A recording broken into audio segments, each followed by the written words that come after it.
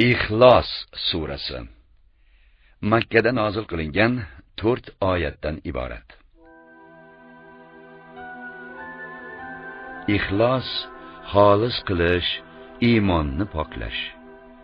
Sura Makka mushriklarining Alloh to'g'risidagi noto'g'ri e'tiqodlariga raddiya hamda payg'ambarimizga Parvardigoringning nasli nasabi ne deb bergan johilona savollariga javob tariqasida nozil qilingan.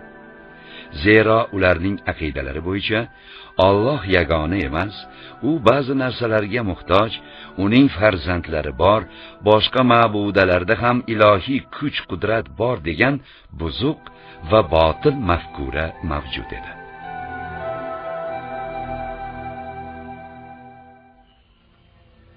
Bismillahirrahmanirrahim. Mehribon va rahimli Alloh nomi ila. Qul huvallohu ahad. Ey Muhammad, ayting, u Alloh yagonadir. Allohu samad. Alloh samad, ehtiyojsiz, hojat barordir. Lam yalid va lam yulad. U tug'magan va tug'ilmagan ham.